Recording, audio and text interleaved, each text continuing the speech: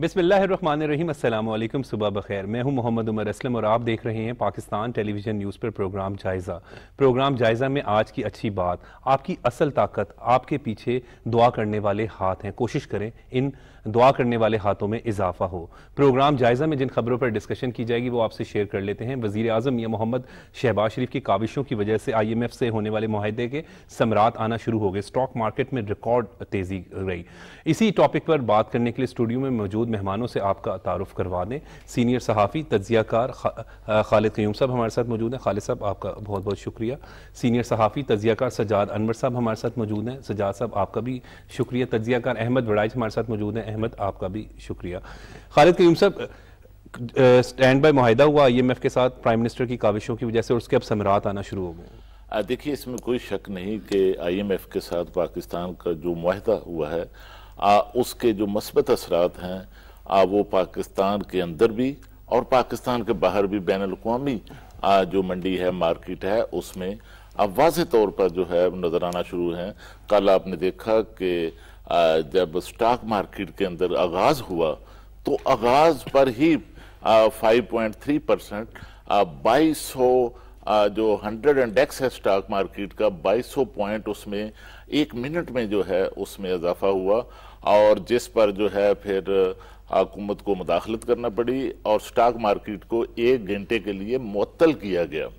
और 1 घंटे बाद जब दोबारा स्टॉक मार्केट ने अपना कारोबार शुरू किया तो उसमें फिर जो इजाफे का रुझान था वो 5.6% तक जो है अब वो बढ़ गया, और मार्केट के इख्तिताम तक, क्लोजिंग तक जो है वो 2446 पॉइंट की जो है वो रिकॉर्ड जो है वो इजाफा हुआ, और पाकिस्तान की स्टॉक मार्केट के अंदर एक नई तारीख जो है वो रकम हुई जी। इसी तरह देखिए कि मार्केट के अंदर जो है वो इस फैसले को, इस मुआहदे को जो है वो वेलकम किया गया, और करेंसी मार्केट के अंदर अगर आप देखें तो उसमें भी जो डॉलर की कीमत है उसमें भी एक बड़ी जो कमी है वो वाक़या हुई, और उसमें जो है वो 272-270 रुपये तक भी जो है वो इतलात आई कि बल्कि हमारे वज़ीर ख़ज़ाना इसहाक़ डार साहब की तरफ से कहा गया था कि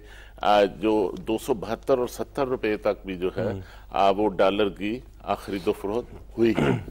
और इसके साथ जो गोल्ड मार्केट के अंदर अगर आप देखें 8,000 कि गोल्ड मार्केट के अंदर भी जो है इसमें जो है 8800 रुपये फी तोले के हिसाब से जो है कमी हुई है, वो कमी हुई है। इसी तरह चांदी में भी जो है 50 रुपये फी तोला के हिसाब से कमी हुई है। इससे बढ़कर मैं समझता हूँ कि सबसे बड़ा जो इसका इम्पैक्ट आया है वो बैनुल-अक़वामी सतह पर जो पाकिस्तान के जो यूरो बॉन्ड्स हैं उनकी जो कीमत है, उनकी जो मालियत है उसमें भी जो है 2.75% का जो है वो इजाफा हुआ है जी। और इसमें देखें कि जो रिकवरी का अमल है पाकिस्तान की मेशत के हवाले से वो अमल जो है वो पहले रोज से ही जो है वो शुरू हो चुका है। और एक और अच्छी खबर जो है वो ये भी आई है कि मई के मुकाबले में जो है वो जून के महीने में जो महंगाई है उसकी शरह में 9% जो है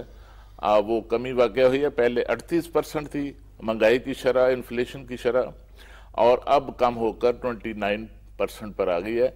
और अगर IMF का जो इस्लाहात का एजेंडा है जिसका पाकिस्तान ने IMF के साथ इत्तफाक किया है इस मुआहदे के अंदर, अगर इन इस्लाहात पर पूरी तरह जो है इन पर अमल दरामद होता है तो रवा माली साल में महंगाई की जो शरह है वो IMF के अदाद-ओ-शुमार के मुताबिक जो है वो 29% से कम होकर 21% तक जो है वो आ सकती है। और इसी तरह हमारी जो GDP है, ग्रोथ जो है वो जो इस वक्त मनफी में जा चुकी थी वो 3.5% तक जो है वो बढ़ सकती है। और इससे सबसे बड़ा फायदा जो पाकिस्तान को होने जा रहा है कि पाकिस्तान के जो ज़र मुबादला के ज़खायर हैं जो इंतहाई नीचे जा चुके थे उनमें इजाफे का रुझान भी आ चुका है। बिल्कुल। और जुलाई के एंड तक उमर साहब पाकिस्तान के ज़र मुबादला के जो इस वक्त मजमूई ذخائر ہیں وہ 9 کروڑ 34 کروڑ ڈالر ہیں. اب وہ بڑھ کر جو ہیں جولائی کے آخر تک 15 ارب ڈالر تک جو ہیں اب وہ پہنچ جائیں گے. جو مین ٹارگٹس ہیں آپ کا مطلب خالد کریم صاحب وہ جو اچیو ہو جائیں گے. اور دیکھیں اس وقت اگر ہم سجاد انور صاحب بات کریں تو آج اخبار میں جس طرح خوشخبریوں کا ذکر کریں تو وہ دکھائی بھی دے رہے ہیں کہ پرائم منسٹر کی کاوشوں کی وجہ سے جو IMF کا معاہدہ ہوا اس کے اب ثمرات آنا شروع ہو گئے ہیں. کیا کہیں گے اس پہ؟ لیکن ساتھ ہی ساتھ اس اسٹیٹمنٹ کو بھی دیکھیں کہ جس میں پرائم منسٹر نے یہ بھی کہا ہے کہ ابھی 9 ماہ کے لیے یہ سٹینڈ بائی معاہدہ ہوا ہے لیکن 15 سے 20 سال جو ہیں وہ لگیں گے. آپ کیونکہ اس پریس کانفرنس میں بھی گورنر ہاؤس میں موجود تھے تو جو وہ ورڈ یوز کیا تھا وہ بڑا اہم تھا جب اسٹیٹ کے سربراہ کی جانب سے یہ الفاظ استعمال کی جائیں کہ تم اور میں سے نکلنا ہوگا, اب ہمیں ہم پر جو ہے وہ فوکس کرنا ہوگا. بالکل درست کہا آپ نے. یہ جو سٹینڈ بائی ایگریمنٹ ہوا ہے IMF سے, اس سے جو پاکستان کی اکانومی کی ہیلتھ ہے وہ آج ہی آپ نے دیکھا ایک ہسٹورک گین ہے, جیسے ابھی خالد قیوم صاحب نے بتایا. بات اس کو سسٹین کرنے کی ہے. صحیح. یہ 9 مہینے کا سٹینڈ بائی ایک ایگریمنٹ ہے. اگر جیسا خالد صاحب نے کہا کہ اس کے پوائنٹ ٹو پوائنٹ اس پہ ہم امپلیمنٹیشن کر لیتے ہیں اور کچھ ریفارمز اور کچھ سخت فیصلے کر لیتے ہیں, جیسے جو ڈیڈ یونٹس ہیں ان کو بیچنا, اور جو اس پہ تقریباً 5,000 ارب روپیہ صرف ان ڈیڈ یونٹس پہ پاکستان کا ہر دفعہ جاتا ہے. جی. تو میرا کہنے کا مطلب ہے کہ اگر ان سے ہم بچ جائیں, ان سارے لاسز سے, اور اپنا ٹیکس نیٹ بہتر کر لیں, ریفارم کر لیں اپنے آپ کو, تو اس کے نتیجے میں تھوڑا پاکستان پیروں پہ کھڑا ہو جائے گا. اس کا فائدہ یہ ہوا سٹینڈ بائی ایگریمنٹ کا کہ آپ کی جو جیسے ورلڈ بینک ہے, جیسے ایشین ڈیولپمنٹ بینک ہے, اسلامک ڈیولپمنٹ بینک ہے, یورپی یونین کے مختلف فنڈز ہیں, ان لوگوں کی جو کمٹمنٹس تھیں وہ ساری رکی ہوئی تھیں اس وقت تک کہ وہ IMF کے ساتھ آپ معاہدہ کر لیں. حتیٰ کہ جو ہمارے دوست ممالک تھے, سعودی عرب, قطر, دبئی, چائنا, ان کی بھی خواہش تھی کہ ہم IMF میں ایگریمنٹ میں چلے جائیں تاکہ پاکستان کی اکانومی جو ہے وہ ریگولیٹ ہو.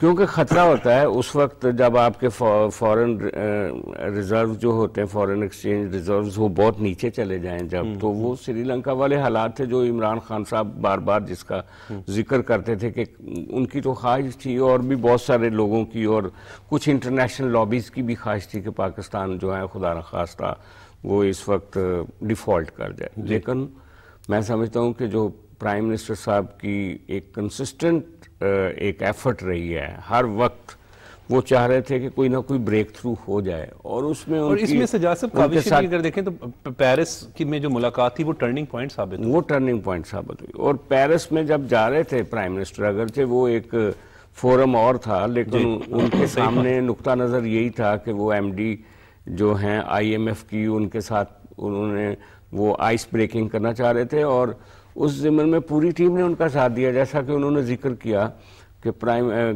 فورن منسٹر نے اس وقت بات کی UN کے سیکرٹری جنرل سے, سیکرٹری جنرل نے انٹرونشن کی, بلکہ سیکرٹری جنرل UN کا انہوں نے بتایا کہ بعد میں بھی ایک میسج آیا پرائم منسٹر کو کہ اب بھی اگر آپ کو ضرورت ہے میری کسی موقع پہ انٹرونشن کی تو آپ ضرور بتائیے گا. تو بہرحال یہ بہت بڑی خبر ہے. آج کے اخبارات اور آج کی جو خبریں ہیں بہت پازیٹیو ہیں.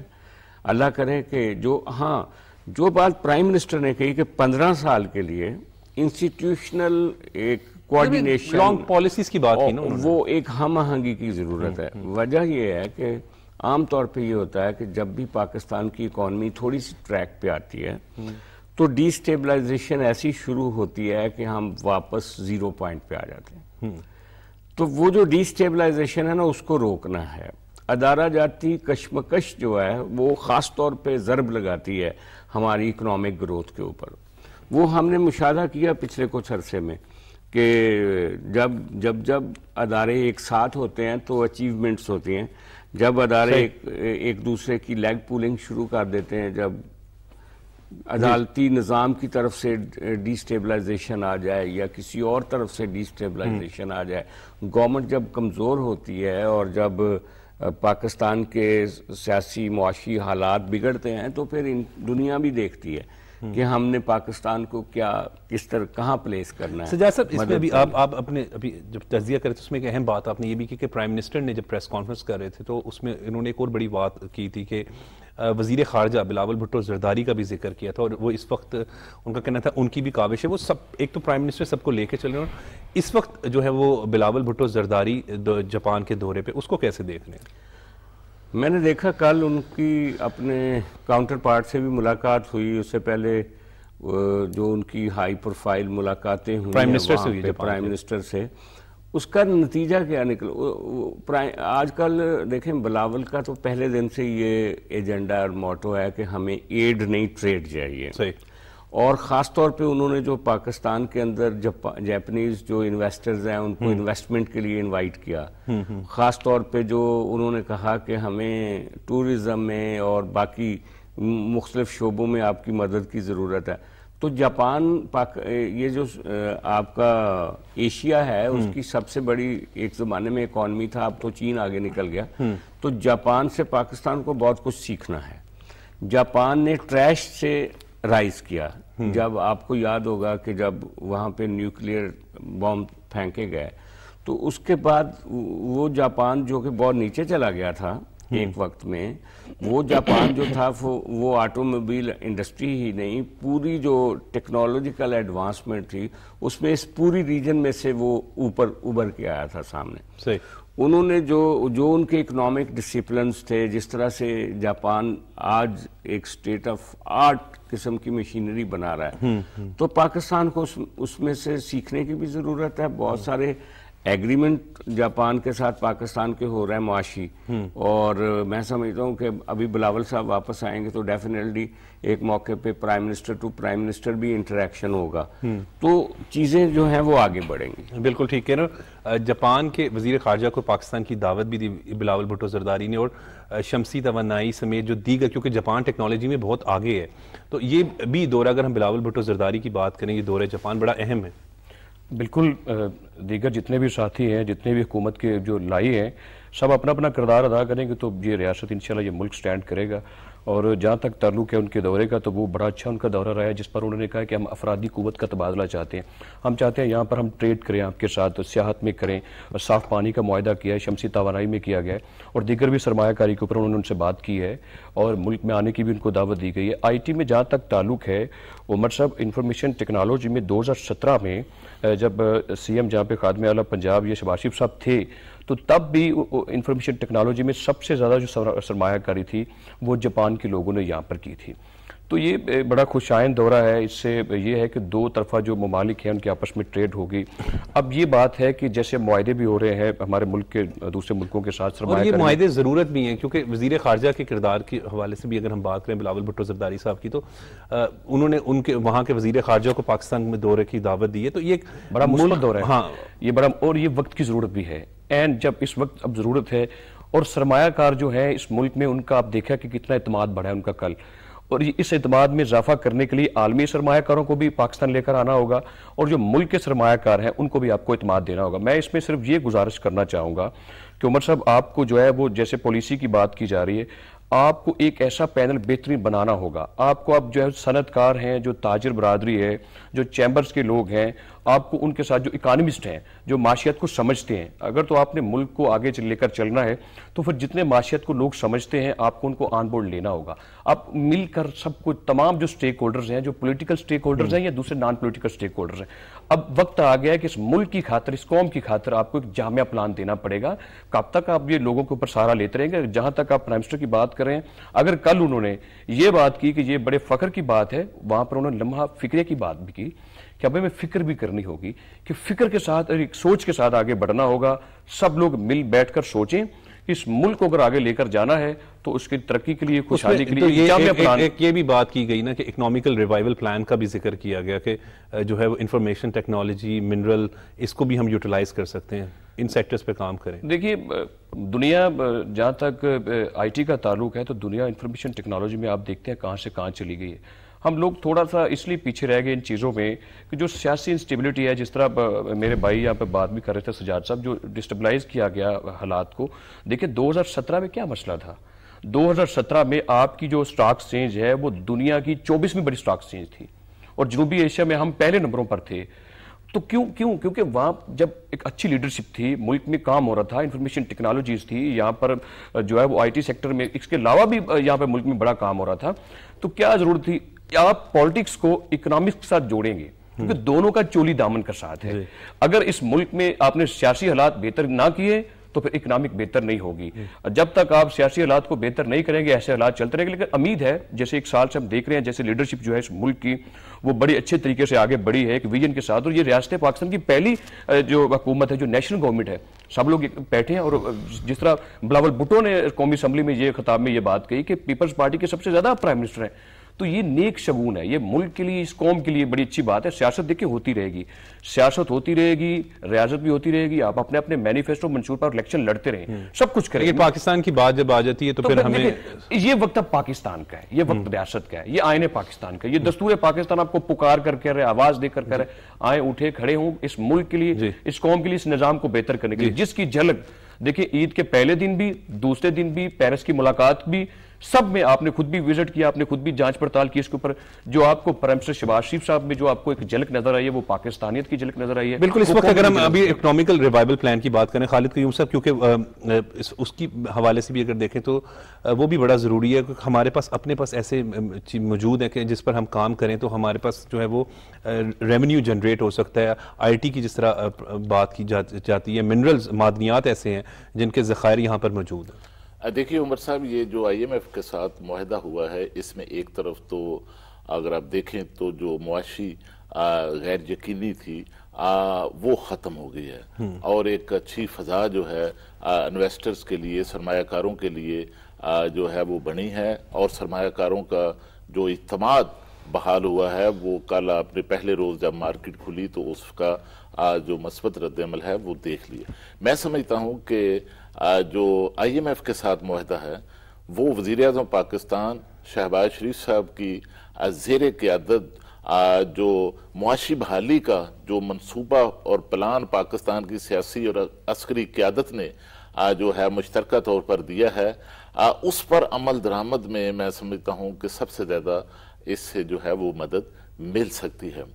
اور یہ جو معاشی بحالی کا منصوبہ وزیر اعظم پاکستان نے دیا ہے اس میں جو ہے اگلے 5 سال میں پاکستان کے جو زر مبادلہ کے جو ذخائر ہیں, اور خاص طور پر پاکستان میں جو سرمایہ کاری ہے اور غیر ملکی سرمایہ کاری ہے اس کو جو ہے وہ $100 ارب تک بڑھانے کا جو ہے وہ پلان ہے, اور جس کے تحت 4 جن سیکٹرز کا آپ نے ذکر کیا ہے, ایگریکلچر کے اندر, معدنیات کے اندر, آئی ٹی کے شعبے کے اندر اور لائف سٹاک کے اندر جو ہے وہ انویسٹمنٹ کے لیے ہمارے جو برادر اسلامی ممالک ہیں, گلف کے جو ممالک ہیں, وہاں سے کہا جا رہا ہے کہ $20 سے $25 ارب تک جو پاکستان میں انویسٹمنٹ کے لیے کمٹمنٹس ہو چکی ہیں.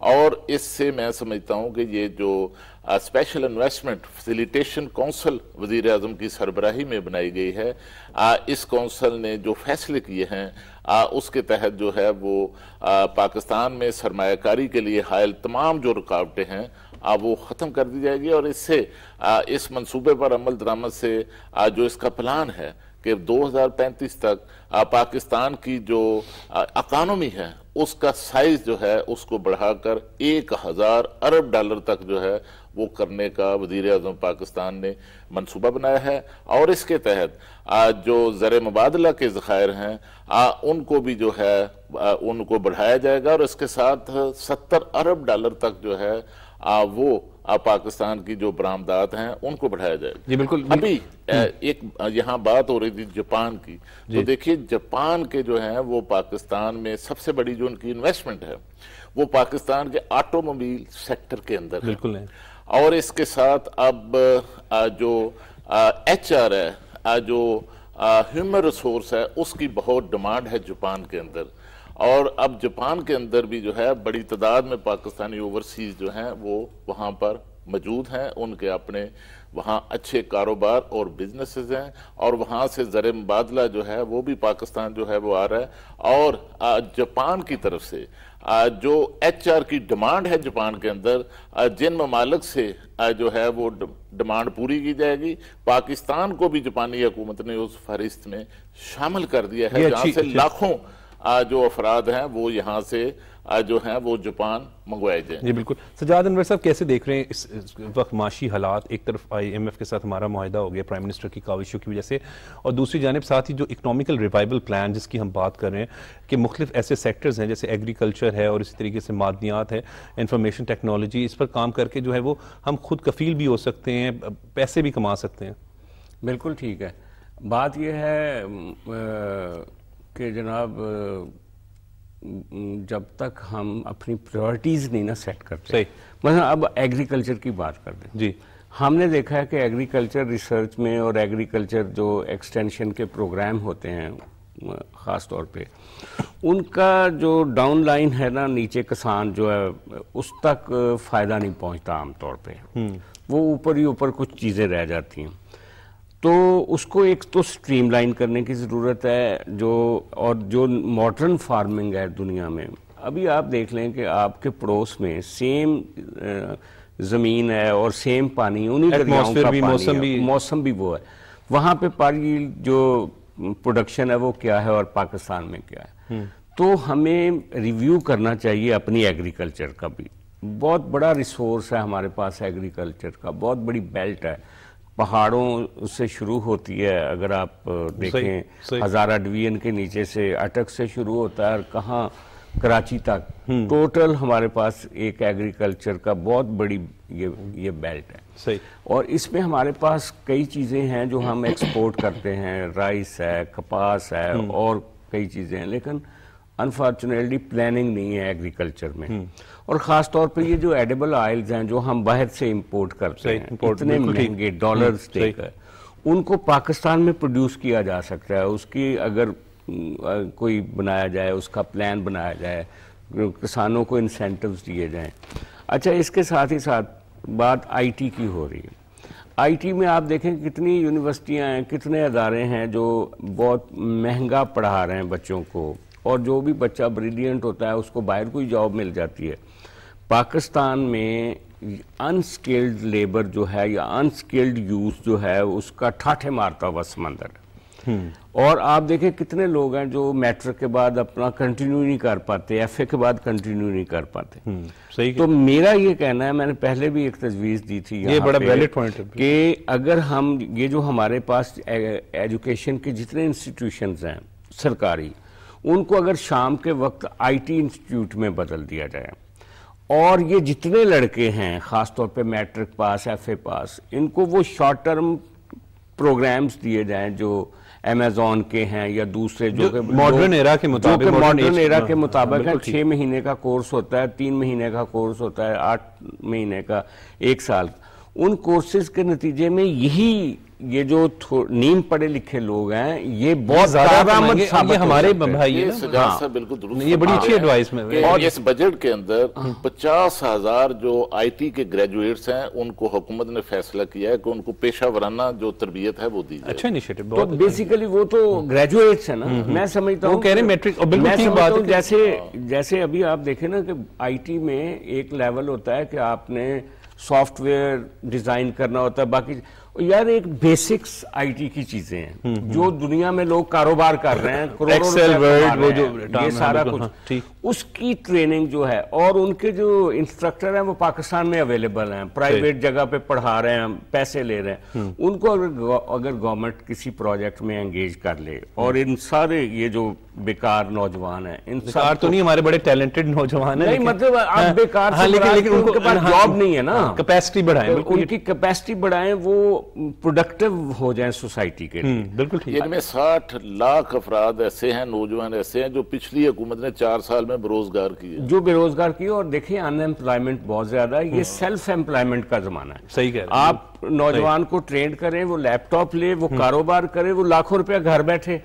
کما سکتا ہے۔ بالکل ایسے، بالکل یہ ایگریکلچر ہو گیا اور آئی ٹی ہو گیا۔ صحیح۔ تیسرا شعبہ ہے جس کی طرف بالکل توجہ نہیں، جی، وہ ہماری گورنمنٹ کو سوچنا چاہیے کہ پاکستان کا جو ویزا فار ٹورزم ہے نا اس کو ایز کریں. بڑا مشکل ہے باہر کے ملکوں کے لیے پاکستان کا ویزا, اس میں کئی فلٹر لگے ہیں, اس کو ایز کریں. وہ اسی پہ پاکستان کا جو سیکیورٹی انوائرمنٹ ہے اس کو ٹھیک کریں. اب اس وقت اس پہ کام ہو رہا ہے. اتنا ایزی منی, سب سے ایزی منی جو ہے نا, ایک ٹورسٹ آتا ہے نا تو وہ ڈالر لے کر آتا ہے, اس نے ڈالرز میں خرچ کرنا ہوتا ہے. تو یہ ونڈو ذرا اوپن کریں. آپ دیکھیں کہ پاکستان کے پاس جتنا پوٹینشیل ہے, جتنی ماؤنٹینز اچھی آپ کے پاس ہے نا, دنیا کا خوبصورت ترین ملک پاکستان, مطلب پھر یہاں پہ صوفی ٹورزم ہے, پھر اس میں ریلیجس ٹورزم ہے, پھر ہر طرح سے بالکل ٹھیک ہے. پاکستان کے پاس اپنے بہت سورسز موجود ہیں. اکنامیکل ریوائول پلان کے حوالے سے کیا کہیں گے آپ؟ دیکھیے ابھی جب عید گزری ہے تو 10,000 لوگ جو ہیں جو سیاحت پہ رہے ہوئے تھے, جس طرح یہ بھائی بھی بات کر رہے ہیں اس میں ایڈ کر دوں, 10,000 کے قریب ابھی جو بیرون ملک سے اور پاکستان سے لوگ سیر پہ یہاں پر ماؤنٹینز میں موجود تھے. دیکھیں ریوائول ہو رہا ہے, ریوائول سے جو سٹینڈ بائی معاہدہ ہے اس سے قوم سٹینڈ ہوگی اللہ کے فضل سے. اور بڑا یقین ہے جب جو لیڈرشپ ہے, اگر لیڈرشپ محنتی ہو, کام کرنے والی ہو, تو پھر اس کے نتائج ملتے ہیں. یہ نتائج, یہ جو ابھی حاصل کیے آپ نے نتائج, جس کے اوپر آپ ہم سب خوش بھی ہیں, اور انشاءاللہ تعالیٰ اس سے مزید جو ہے وہ بہتری بھی آئے گی. سیکٹرز کی بات کریں, ایگریکلچر سیکٹر کی بات کریں, منرل جو معدنیات ہیں, ان سیکٹرز پہ جو ہے وہ اگر فوکس کیا جائے تو ان سے ریونیو جنریٹ ہو سکتا ہے. ملک خود کفیل تو ہے ان چیزوں میں, ہم خود کفیل ہیں ان چیزوں میں. ہم یہی چاہتے ہیں, ہم ٹریڈ ہی کرنا چاہتے ہیں. تو ٹریڈ کے اوپر ہی ہمارے جو دوسرے ملکوں کے ساتھ ہماری جو بات ہو رہی ہے, ریوائول ہی ٹریڈ میں ہوتا ہے. دیکھیں مانگنے سے کوئی ریوائول تو نہیں ہوتا. اگر آپ اس کے لیے بالکل پلاننگ کی ضرورت ہے. اس کی پلاننگ, دیکھیں یہ جو ابھی ہم بات کریں 9 ماہ کا جو ابھی معاہدہ ہوا ہے, عمر صاحب اس معاہدے میں بھی یہ ہے کہ یہ پیسے لے کر ہم نے کوئی کھانے پینے تو نہیں ہے, کوئی پروجیکٹ کے اوپر تو نہیں یہ پیسے خرچ کیے جانے. ان پیسوں کو لینے کا مطلب یہ ہے کہ ہم نے ریوائول کرنا ہے اپنا. بالکل صحیح کہہ رہے ہیں, ہم نے اپنے معاشی پلان معاشی پلان پہ بھی کام کرنا ہے. بہت بہت شکریہ خالد قیوم صاحب, آپ نے اپنا قیمتی وقت دیا. بہت بہت شکریہ سجاد انور صاحب, آپ نے اپنا قیمتی وقت دیا. اور بہت بہت شکریہ احمد آپ کا بھی. بات ہو رہی تھی ملک کی موجودہ سیاسی صورتحال پر, لیکن وقت ہو رہا ہے بریک کا. بریک کے بعد جب ہم آئیں گے تو چیف میٹرولوجسٹ چودھری اسلم صاحب ہمارے ساتھ ہوں گے.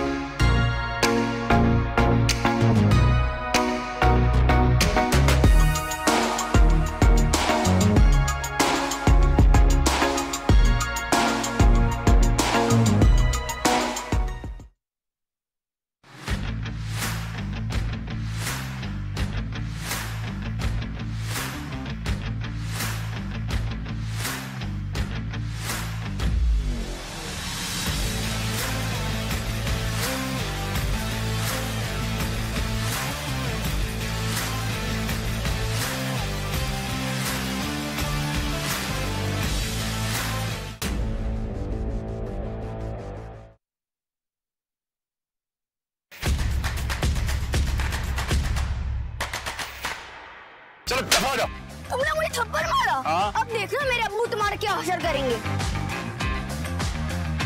کس نے میرے بیٹے کو مارا ہے, نکالو اسے. ذرا چوٹی لگی تمہیں, یعنی ہڈی بس ہی ٹوٹنی چاہیے تھی.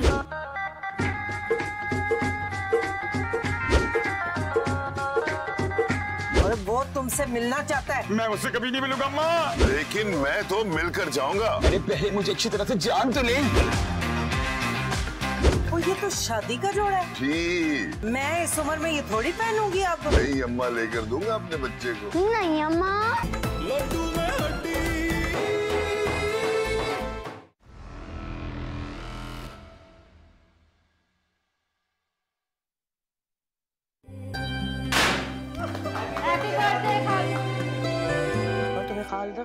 مسئلہ کیا ہے؟ وہ ہماری جائیداد پہ قبضہ کر کے بیٹھے. بہت مصیبتوں کا سامنا کرنا پڑے گا. آپ میرا ساتھ دیں گی نا؟ آپ بھی کافی گہری باتیں کرتے ہیں. اور کون کرتا ہے گہری باتیں؟ وہ عالم بھائی ہے نا.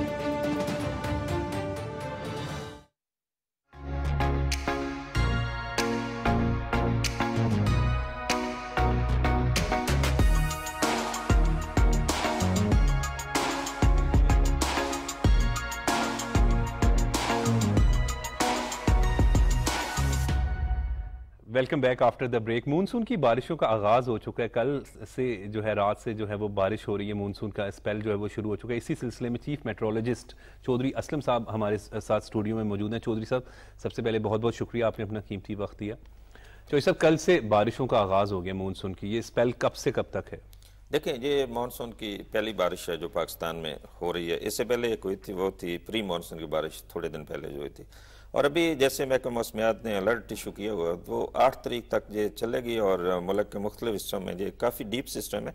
یہ ایون سندھ بلوچستان میں بھی بارشیں دے گی, پنجاب اور کے پی کئی جگہوں پہ کافی موسلادھار بارش ہے, جیسے لاہور, اسلام آباد وغیرہ, ان میں موسلادھار بارش بھی ہو سکتی ہے. ٹھیک ہے, کون کون سے پنجاب کے تو آپ نے بتا دیے, سندھ اور کے پی کے وغیرہ؟ دیکھیں کے پی, اپر کے پی جس میں پشاور اور بالاکنڈ, ایبٹ آباد, یہ سارے علاقے شامل ہے. اس طرح گلگت بلتستان کے کافی علاقے, اور جو ہمارا کشمیر ہے, مظفر آباد یا اس کے جو گرد و نواح کے علاقے ہیں, یہاں پہ موسلادھار بارش ہوگی. اور اسلام آباد, اس طرح جو پوٹھوہار ریجن ہے, گجرانوالہ, لاہور, ان میں بھی ہو سکتی ہے. جیسے بلوچستان کے کچھ علاقے ہیں جس میں نصیر آباد, جل مکسی وغیرہ, بارکھاں, ان میں ہیوی فال ہو سکتا ہے. اس طرح جو سندھ ہے اس کے کافی علاقے جو ہیں ان میں بھی موسلادھار بارش ہو سکتی ہے, اور سندھ میں کراچی میں بھی بارش کا امکان ہے. اچھا, آپ ابھی بات کریں یہ اسپیل جو ہیں, کیونکہ پچھلی سال ہم نے دیکھا بڑا فلڈ آ گیا تھا اور اس سے بہت نقصان ہوا تھا, تو خدا نہ خواستہ اس دفعہ کوئی فلڈ کا خدشہ تو نہیں ہے؟ دیکھیے اس مرتبہ جو محکمہ موسمیات نے فورکاسٹ ایشو کی ہے وہ معمول یا معمول سے کم بارشیں ہیں. پچھلے سال جو بارشیں ایشو کی تھی فورکاسٹ, اس میں کہا گیا تھا کہ بارشیں بہت زیادہ ہوں گی, اور اسپیشلی سندھ اور بلوچستان میں. تو ابھی میں آپ کو بتاؤں کہ جو اس سال جو فنامنا پرویل کر رہا ہے وہ پچھلے سال والا نہیں ہے, وہ ریپلیس ہو گیا پچھلے سال والا فنامنا. جو پچھلے سال والا ہوتا ہے وہ ہوتا ہے کولڈ فیز, وہ یہ ایک بحر الکاہل ہے. تو اس میں جو ساؤتھ امریکہ کے پاس ہے, تو وہاں پہ تھوڑا سا ٹمپریچر معمول سے زیادہ ہو تو اس کو وہاں فیز کہتے ہیں, کم ہو تو اس کو کولڈ فیز کہتے ہیں. ٹھیک ہے, پچھلے سال کولڈ فیز تھی. جب کولڈ فیز ہوتی ہے تو پاکستان, انڈیا, اس علاقے میں بارشیں زیادہ ہوتی ہیں. ابھی وہ ریپلیس ہو گیا وارم فیز سے. تو وہ فنامنا جب ہوتا ہے تو اس میں اس خطے میں بارشیں کم ہوتی ہے, اور محکمہ موسمیات نے کافی پیرامیٹرز جب یہ سیزن کے فورکاسٹ ایشو کرتے ہیں تو وہ دیکھتے ہیں, تو اس کے مطابق تو اس سال وہ پچھلے سال والا سیناریو نہیں ہوگا. یعنی آپ کا کہنے کا مطلب ہے کہ اس سال جو ہے وہ سیلاب کا خدشہ نہیں ہے؟ دیکھیں اس پچھلے سال والا نہیں ہے, لیکن ریورین فلڈنگ جیسے آج کل جو فنامنا چل رہے ہیں جو کلائمیٹ چینج کی وجہ سے ایکسٹریم ویدر ہو رہے ہیں. میں بتاؤں آپ کو, جیسے لاہور میں پچھلے دنوں میں بارش ہوئی جون کے اینڈ میں, اس نے کوئی ریکارڈ جتنے بھی سے لاہور کے ایک منتھ کے توڑ دیے. تو 224 ملی میٹر بارش کا ریکارڈ تھا, جو 393 ملی میٹر بارش ہوئی ہے, اور ایک دن 24 گھنٹے کا ریکارڈ بھی 226 ملی میٹر سے توڑا اس نے. تو یہ ایکسٹریم ویدر ہو رہے ہیں. تو اس طرح کی اگر بارش پورے ماہ کی بارش 2-3 دن میں ہو جائے تو پھر اربن فلڈنگ یا فلیش فلڈنگ یا ایون ریورائن فلڈنگ بھی ہو سکتی ہے, لیکن پچھلے سال والا فنامنا وہ نہیں ہوگا. اچھا, پچھلے سال کی طرح کیونکہ پچھلے سال ہمارا ملک کا نقصان بہت زیادہ ہو گیا تھا, خصوصاً جو بلوچستان میں پانی کئی عرصہ رہا, سندھ جو ہے وہ بڑا ہوا, پنجاب کی بھی بات کریں تو ساری جو ہے وہ بڑے بری طریقے سے متاثر ہوئے تھے. اب اس دفعہ وہ صورتحال نہیں ہے. دیکھیں جو بلوچستان اور سندھ میں جو ابھی محکمہ موسمیات کی پریڈکشن ہے تو ان میں بارشیں معمول سے کم ہیں. تو پچھلے سال جو اس کی فورکاسٹ تھی وہ تھی زیادہ, معمول سے کافی زیادہ بارشیں پریڈکٹ کی گئی تھی جون میں.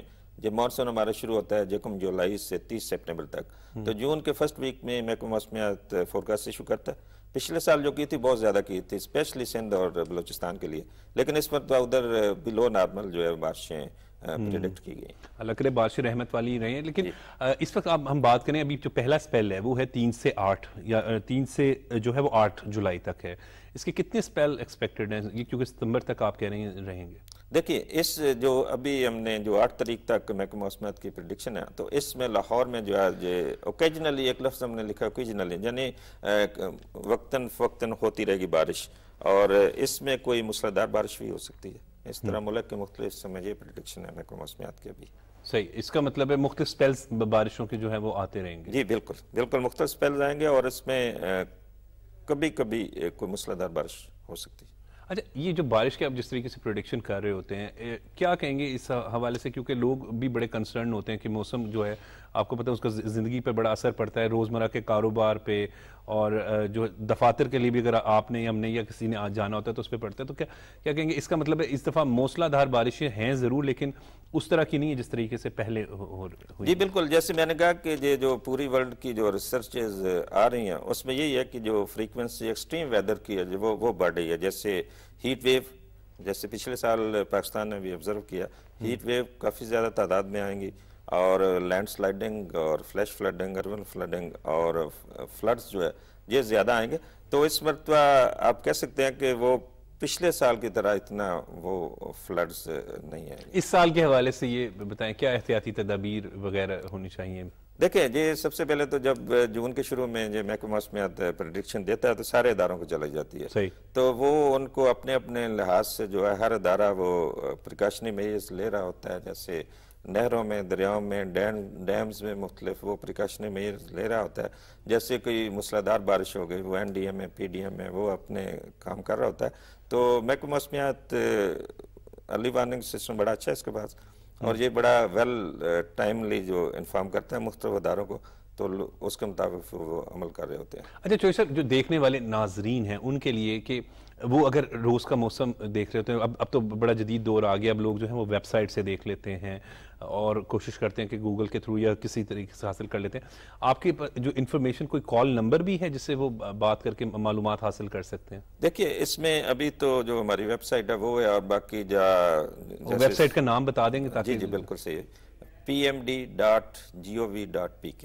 pmd.gov.pk سے ڈیلی کی ساری انفارمیشن ہوتی ہے؟ ساری انفارمیشن اس پہ بہت زیادہ ہوتی ہے. اس کے علاوہ یہ مختلف جو سوشل میڈیا پہ، الیکٹرانک پرنٹ میڈیا پہ بھی ہماری جا رہی ہوتی ہے فورکاسٹ.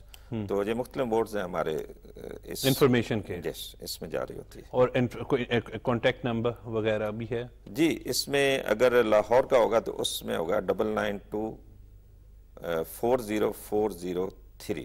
ٹھیک ہے. اس پہ یہ 24 آور نمبر ہے ہمارا. ٹھیک ہے. تو اس پہ کوئی بھی انفارمیشن جو ہے وہ لی جا سکتی ہے 24 آورس. یعنی آپ پہلے ہی بتا دیتے احتیاطی تدابیر کے موسم کے حوالے سے کہ بارش ہونے والی ہے، لوگ جو ہیں وہ اسی حساب سے اپنی جو ہے وہ روٹین کو سیٹ اپ کریں. جی بالکل، جیسے ابھی یہ جو ایڈوائزری ایشو کی ہے محکمہ موسمیات، اس میں بتایا گیا کہ جو کمزور چھتیں وغیرہ مارتے ہیں ان کی وہ خطرہ ہے کہ چھتیں اٹھ جائیں. جیسے بہت زیادہ آندھی آتی ہے، درخت اکھڑ جائیں گے جڑ سے، یا جو ٹورسٹ ہمارے ہیں وہ نہ جائیں ان علاقوں میں.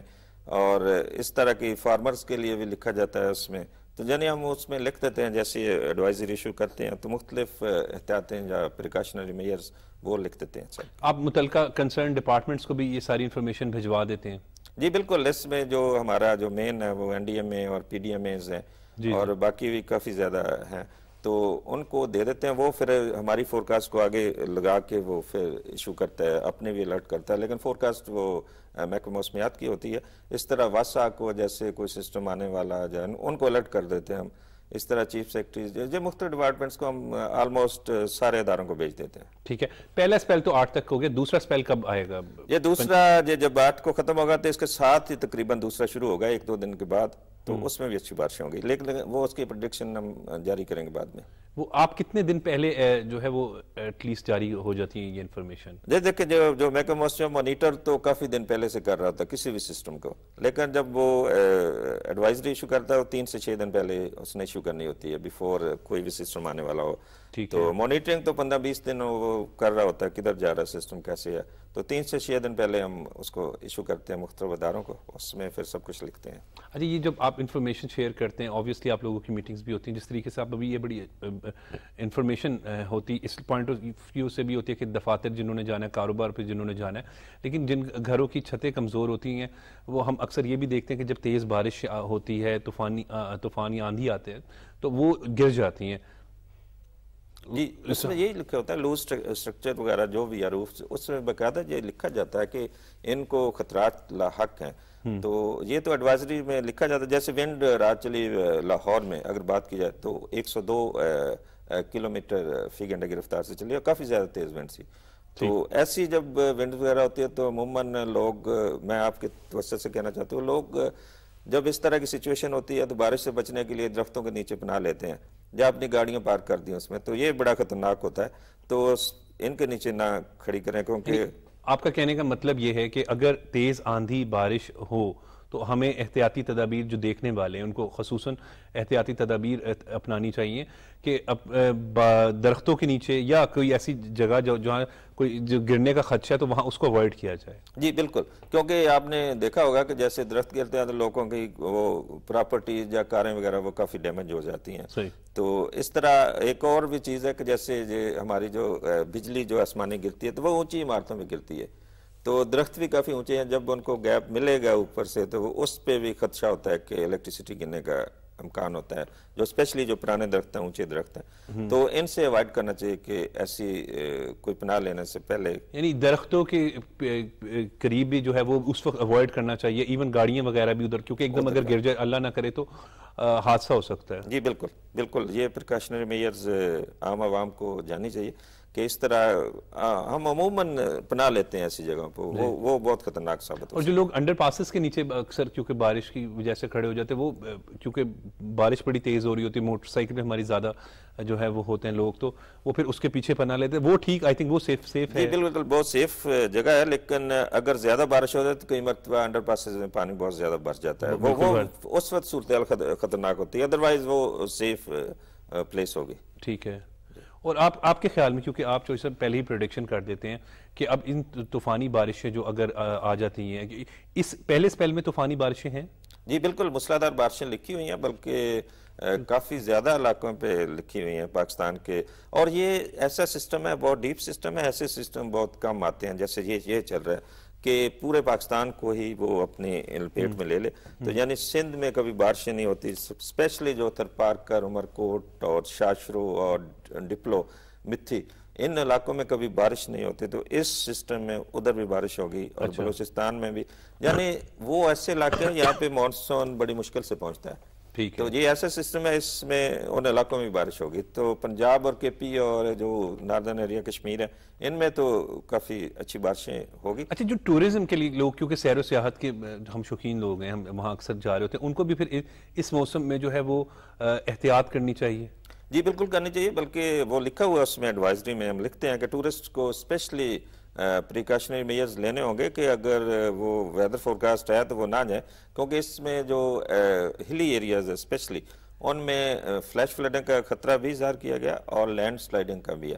اگر لینڈ سلائڈنگ ہوگی تو وہ سڑکیں جو بند ہو جاتی ہیں تو وہ پھر اور مشکلات, کیونکہ ہم شمالی علاقہ جات کے حوالے سے, سیر کے حوالے سے بات کریں, کیونکہ بچوں کو اسکول میں چھٹیاں ہوتی ہیں, اور جو دیکھنے والے ناظرین ہوتے ہیں وہ گھروں میں جب چھٹیاں ہوتی ہیں تو وہ پلان کر رہے ہوتے ہیں کہ کہیں نہ کہیں جائیں, تو ہل سٹیشنز آپ سمجھتے ہیں اوائڈ کرنے چاہیے پھر؟ دیکھیں اگر تو دیکھیں ہر وقت بارش نہیں ہوتی, یا ہر کوئی فورکاسٹ نہیں ہوتی, کئی ایسے دن ہوتے ہیں جن میں فورکاسٹ بالکل نہیں ہوتی, اور بڑا ویدر پلیزنٹ ویدر ہوتا ہے ان علاقوں میں اسپیشلی. تو یہ فورکاسٹ پہلے چیک کرنی چاہیے ایک ویک پہلے, اور پھر پلان کرنا چاہیے کہ کدھر جانا ہے. تو اگر تو فورکاسٹ موسمیات نے نہیں دی تو پھر جائیں, بڑا اچھا موسم ہوگا, بہت انجوائے کریں گے, لیکن اگر فورکاسٹ ہے تو پھر ہرگز نہ جائیں. ناران کا گان اور ان شگران والی سائٹ کی کیا فورکاسٹ ہے؟ یہ بہت زیادہ بارشیں ہوں گی, موسلادھار بارشیں ہوں گی اس اسپیل میں, اس سائٹ پہ. دیکھیں پچھلے کل مجھے کہیں کوئی ٹرپ جانا تھا, کسی کوئی ڈی جی صاحب تھے کسی کے, تو ان کو میں نے اسپیشلی منع کیا, میں نے کہا کہ یہ بڑا یہ بہت انفارمیشن, کیونکہ ہم بات کرتے ہیں تو پاکستان میں مختلف لوگ جو ہیں مختلف پاکستان ممالک سے جو دنیا ہے, اسپیشلی جو جون جولائی میں جو ہے وہ سیر کے لیے شمالی علاقہ جات کا رخ کرتی ہے, تو یہ بڑی اہم انفارمیشن ہے جو آپ شیئر کر رہے ہیں کہ اس وقت اوائڈ کرنا چاہیے. جی بالکل, اور اسپیشلی جو ابھی 8 تاریخ تھا تو بالکل اوائڈ کرنا چاہیے. اس کے بعد ہم ایشو کریں گے تو اس میں اگر گیپ ہوا تو پھر کر سکتے ہیں, ادروائز ان علاقوں میں بڑی مشکلات ان کے لیے پیش آ سکتی ہیں. اور وہاں کیونکہ لینڈ سلائڈنگ کی وجہ سے جو دیکھا ہے, بلکہ اکثر کہ وہاں پہ جو ہے وہ زمین پہ پتھر گرنا شروع ہو جاتے ہیں, پھر راستے جو ہیں وہ سڑکیں جو ہیں وہ ٹوٹ جاتی ہیں, اس طرح کے مسائل بھی فیس کرنے پڑ سکتے ہیں. اتنی شدید ہیں بارشیں. جی بالکل, لینڈ سلائڈنگ یہی تو ہے نا کہ وہ سڑکیں جو ہے کلوز ہو جائیں گی, جیسے اوپر سے پتھر وغیرہ گرتے ہیں تو پھر چلنے میں مشکلات ہوں گے, اور کئی جگہوں پہ فلیش فلڈنگ کا بھی خطرہ ہوتا ہے, جیسے ہمارے علاقے ہیں وہ ہلی ایریاز ہیں. اور ایک اور بتاؤں جو ڈی جی خان کے ہل ٹورنٹس ہیں, ان میں فورٹ منرو وغیرہ, ان میں محکمہ موسمیات کا بڑا اچھا ایک سسٹم موجود ہے لیوانے کا, تو ان علاقوں میں بھی ان میں نالے ہیں کافی زیادہ, تو ان میں سیلابی صورتحال پیدا ہو سکتی ہے, اسپیشلی اس ایڈوائزری میں اس کا ذکر کیا گیا. تو ان میں بھی جانے میں، اس علاقے میں جانے سے پرہیز کرنا چاہیے۔ اچھا، اس کا مطلب یعنی آپ کا ہے کہ فورٹ منرو والی سائڈ پہ بھی، اور جو ناران کا خان یعنی شمالی علاقہ جاتا ہے اس کو بھی، لیکن مری تک کے تو مطلب اتنی تیز بارشیں نہیں ہیں نا مری تک کے؟ تو نہیں، مری میں جو فی الحال لوگ جا چکے ہیں وہ تو ٹھیک ہے، بلکہ ان کو کوشش کرنی چاہیے نکلنے کی، لیکن جو ابھی جس نے جانا ہے وہ بھی اس پہل میں نہ جائیں، کیونکہ اس علاقے کو بھی ہم نے پن پوائنٹ کیا ہوا کہ وہاں پہ بھی موسلادھار بارشیں ہیں، اسلام آباد، مری وغیرہ، گلیات، سارے جو علاقے ہیں اس میں بھی موسلادھار بارشیں ہیں، تو ابھی ان میں جانا بھی خطرناک ثابت ہو سکتے ہیں۔ تو صرف کیونکہ بچوں کی چھٹیاں ہوئی ہوتی ہیں اگست میں، یہ چھٹیاں ختم ہو جاتی ہیں، اسی لیے جولائی میں جا رہے تھے، کون سا ہفتہ بتا دیں چلے جولائی کا، وہ بہتر ہے؟ نہیں دیکھیں، یہ جو فورکاسٹ ہے نا، یہ تو ہم 3 سے 6 دن پہلے بتائیں گے لوگوں کو، ٹھیک ہے جی، ویسے تو مانیٹرنگ ہو رہی ہوتی ہے کافی دن پہلے، تو اگر تو ہم نے کوئی وارننگ وغیرہ یا فورکاسٹ ایشو نہیں کی، ایڈوائزری ایک ہوتی ہے عام فورکاسٹ، وہ چلتی ہے، اس میں کچھ نہیں ہوتا، تھوڑی بارش ہوتی ہے۔ جب ہم الرٹ ایشو کرتے ہیں یا ایڈوائزری ایشو کرتے ہیں، وہ پھر پی ڈی ایم اے کی طرف جاتی ہے، پی ڈی ایم اے یا این ڈی ایم اے اس کو پھر آگے لگا کے اپنا کرتا ہے، تو وہ خطرناک صورتحال ہوگی، اور ان کو اسپیشلی فورکاسٹ کو دیکھنا ہوگا، اسپیشلی ان دنوں میں، ادروائز وہاں پہ کوئی۔ کشمیر کے حوالے سے کیا کہیں گے؟ وہاں پہ بھی اس وقت اوائڈ کرنا چاہیے؟ بالکل اوائڈ کرنا چاہیے، میں نے پہلے کہا کہ یہ سسٹم اتنا ڈیپ ہے، اور کشمیر کے کون کون سے علاقے خصوصاً، کیونکہ سارا کشمیر تو نہیں ہوگا اوبویسلی؟ نہیں، اس میں آلموسٹ پورا کشمیر ہے، جس میں نیلم وادی ہے اور مظفر آباد ہے اور باغ ہے، اس طرح بمبر، سارے علاقے جو کوٹلی اور راولہ کوٹ، یہ سارے علاقے ہیں، یہ سارے اس فورکاسٹ میں ان میں کافی چانسز ہیں کوئی لینڈ سلائڈنگ، کیونکہ یہ راستے بھی اوپر پہاڑوں کے اوپر ہیں اور لوگ اکثر سیر کرنے کے لیے کشمیر کا رخ بھی کر رہے ہوتے ہیں، شمالی علاقہ جات، تو اس کا مطلب ہے اس وقت کشمیر بھی جو ہے وہ اگر کوئی پلان کر رہا ہے تو وہ اس کو ابھی تھوڑا محکمہ موسمیات کی ایڈوائزری کو دیکھے۔ جی بالکل، اسپیشلی 8 تاریخ تک جو اس میں منشن کیا گیا مختلف علاقے جن کا آپ نے ذکر کیا، تو ان علاقوں میں جانا بہت زیادہ خطرناک ہوگا۔ جی بہت بہت شکریہ چودھری اسلم صاحب، چیف میٹرولوجسٹ، بہت ہی اچھی یوزفل انفارمیشن انہوں نے آج کے حوالے سے دی، کیونکہ جولائی کا مہینہ ہے، مونسون کا جو ہے وہ آغاز ہو چکا ہے، اور خصوصاً ہم اکثر دیکھتے ہیں کہ شمالی علاقہ جات، کشمیر اور جو ہے وہ سیر و تفریح کے جو ہے وہ فیملیز جو ہے وہ پلان کر رہی ہوتی ہے، کیونکہ بچوں کو اسکول میں چھٹی ہوتی ہے، لیکن ان جگہوں پر جانے سے پہلے ناظرین ایڈوائزری جو محکمہ موسمیات کی جانب سے جاری کی جاتی ہے وہ لازمی دیکھ لیں، اور جو چودھری اسلم صاحب کے مطابق ہے کہ اس وقت اوائڈ کریں، کیونکہ لینڈ سلائڈنگ کا خدشہ ہوتا ہے، موسلادھار بارشیں ہیں وہاں پر، اور جو ہے وہ مشکلات کا شکار ہو سکتے ہیں، اس لیے اس وقت جو ہے وہ ان کے چودھری اسلم صاحب کے مطابق ان کا جو کہنا ہے کہ ان کو اوائڈ کرنا چاہیے۔ ناظرین، آج کے پروگرام میں ملک کی موجودہ سیاسی صورتحال پر بھی ڈسکشن ہوئی۔ آج کے پروگرام کے لیے بس اتنا ہی، مجھے اجازت دیں اور دیکھتے رہیں پاکستان ٹیلی ویژن نیوز۔